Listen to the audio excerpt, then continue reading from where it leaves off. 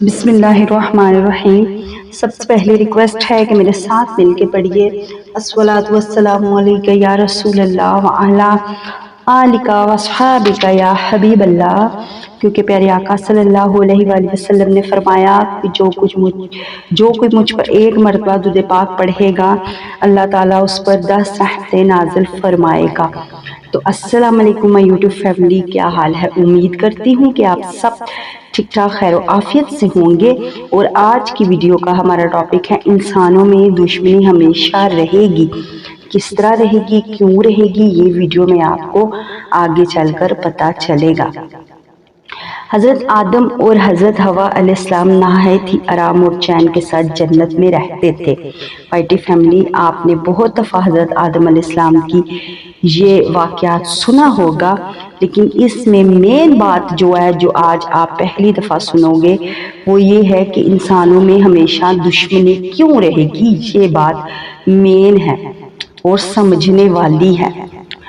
اللہ تعالیٰ نے فرما دیا تھا کہ جنت کا جو پھل بھی چاہو بے روک ٹوک کھاؤ، تم دونوں کھاؤ، مگر صرف ایک درخت کا پھل نہیں کھانا اور اس کے قریب مت جانا۔ وہ درخت گیہوں کا تھا یا انگور وغیرہ کا تھا۔ چنانچہ دونوں اس درخت سے مدت دراز تک بچتے رہے، لیکن ان دونوں کا دشمن ابلیس برابر طاق میں رہا۔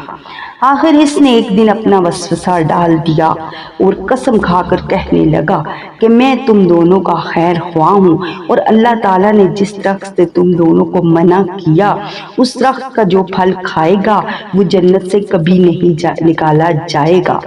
پہلے حضرت حوا علیہ السلام اسٹانی وسوسے کا شکار ہو گئی، پھر انہوں نے حضرت آدم علیہ السلام کو بھی راضی کر لیا۔ آپ نے اپنے اجتہاد سے سمجھ لیا کہ یہ نہیں تنزیہی ہے اور واقعی ہرگز نہیں تحریمی نہیں تھی، ورنہ حضرت آدم علیہ السلام نبی ہوتے ہوئے ہرگز وہ پھل نہ کھاتے، کیونکہ نبی تو ہر گناہ سے معصوم ہوتا ہے۔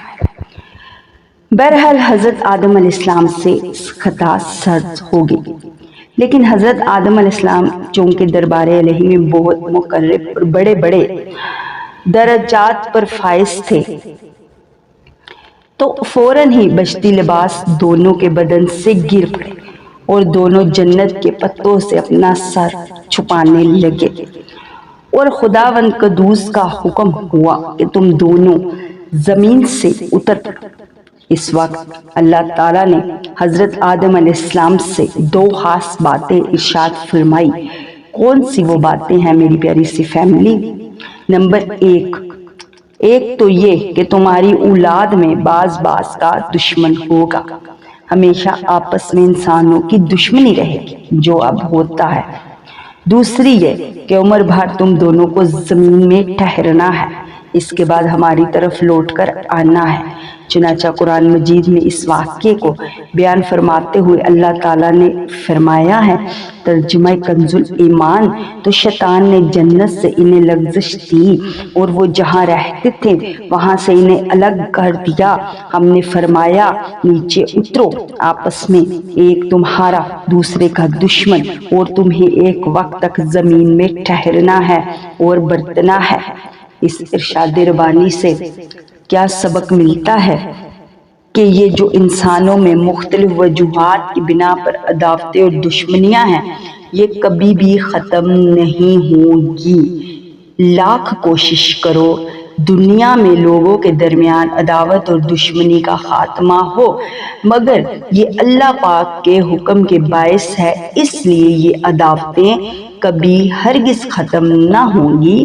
مین بات یہ سننے والی ہے، کبھی ایک ملک دوسرے ملک کا دشمن ہوگا، کبھی مزدور اور سرمایہ دار میں دشمنی رہے گی، کبھی امیر غریب عداوت پکڑیں گے، کبھی مذہبی دشمنی رنگ لائے گی، کبھی تہذیب کے باہمی ٹکراؤ کی دشمنی ابھرے گی۔ تو وائٹی فیملی یہی تو ہو رہا ہے، کبھی ایمانداروں اور بے ایمانوں کی عداوت رنگ لائے گی۔ الارض دنیا میں انسانوں کی آپس میں عداوت دشمنی کا بازار گرم رہے گا، اس لیے لوگوں کو اس سے رنجیدہ ہونے کی کوئی ضرورت نہیں۔ توجہ دیجیے اور نہ اس عداوت اور اس دشمنی کو ختم کرنے کی تدبیروں پر غور کر کے پریشان ہونے کا فائدہ کوئی نہیں، کیونکہ جس طرح اندھیرے اور اجالے کی دشمنی، آگ اور پانی کی دشمنی، گرمی اور سردی کی دشمنی کبھی ختم نہیں ہو سکتی، ٹھیک اس طرح انسانوں میں آپس کی دشمنی کبھی ختم نہیں ہو سکتی، کیونکہ اللہ عز و جل نے حضرت آدم اور حوا علیہ السلام کے زمین پر آنے سے پہلے یہ فرما دیا کہ یعنی ایک دوسرے کا دشمن ہوگا، تو یہ عداوت دشمنی خلقی اور فطرتی ہے، اور جو حکم الہی اور اس کی مشیت سے ہے، تو پھر بلا کون اس عداوت کا دنیا سے خاتمہ کر سکتا ہے؟ کوئی بھی نہیں کر سکتا۔ حضرت آدم علیہ السلام نے جنت سے زمین پر آنے کے بعد 300 برس تک ندامت کی وجہ سے سر اٹھا کر آسمان کی طرف نہیں دیکھا اور روتے رہے۔ روایت ہے اگر تمام انسانوں کے آنسو جمع کیے جائیں تو اتنے نہیں ہوں گے جتنے آنسو حضرت داؤد علیہ السلام کے خوف الہی سے زمین پر گرے، اور اگر تمام انسانوں اور حضرت داؤد علیہ السلام کے آنسو کو جمع کیا جائے تو حضرت آدم علیہ السلام کے آنسو ان سب لوگوں سے زیادہ ہوں گے۔ بعض روایت میں ہے آپ نے یہ دعا پڑھی، اے اللہ میں تیری حمد کے ساتھ تیری پاکی بیان کرتا ہوں، تیرا نام برکت والا ہے، تیری بزرگی بہت بلند ہے، تیرے سوا کوئی معبود نہیں، میں نے اپنی جان پر ظلم کیا، تو مجھے بخش دے کیونکہ تیرے سوا کوئی گناہ کو بخشنے والا نہیں۔ ایک روایت میں ہے آپ نے فرمایا اے ہمارے پروردگار، ہم نے اپنی جانوں پر ظلم کیا، اگر تو ہمیں رحم فرما کر نہ بخشے گا تو ہم گھاٹے اٹھانے والوں میں سے ہو جائیں گے۔ حضرت علی مرتضیٰ رضی اللہ تعالیٰ عنہ سے روایت ہے کہ حضرت آدم علیہ السلام پر جب یہ ہوا تو آپ توبہ کی فکر میں حیران تھے۔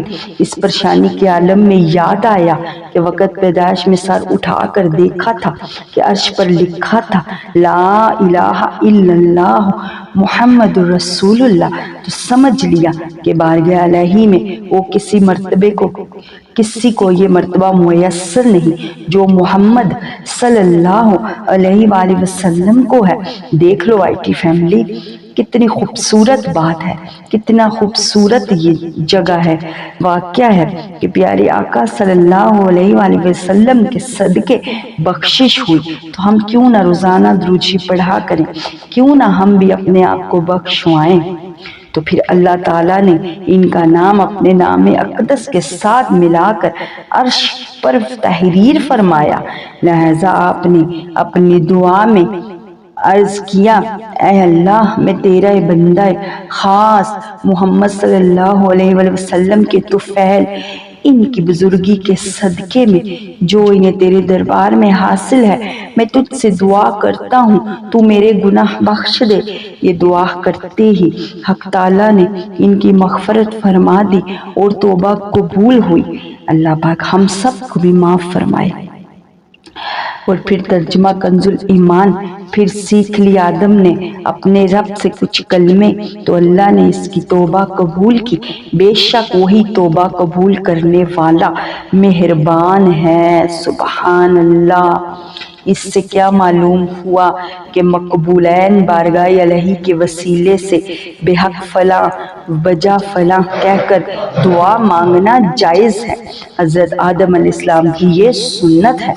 پھر حضرت آدم علیہ السلام کی توبہ 10ویں محرم کو قبول ہوئی۔ جنت سے نکلتے وقت دوسری نعمتوں کے ساتھ عربی زبان بھی آپ سے بھلا دی گئی اور بجائے اس کے سریانی زبان آپ کی زبان پر جاری کر دی، مگر توبہ قبول ہونے کے بعد آپ کو پھر عربی زبان عطا کر دی گئی۔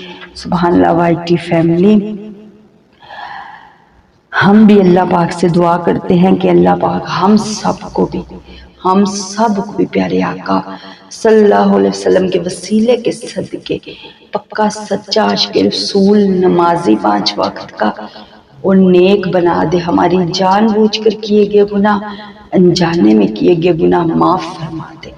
آپ لوگ بھی مجھے دعاؤں میں یاد رکھنا، لازمی رکھنا. اسی کے ساتھ چلتی ہوں، انشاءاللہ زندگی رہی تو پھر ایک نئی ویڈیو کے ساتھ آؤں گی. السلام علیکم.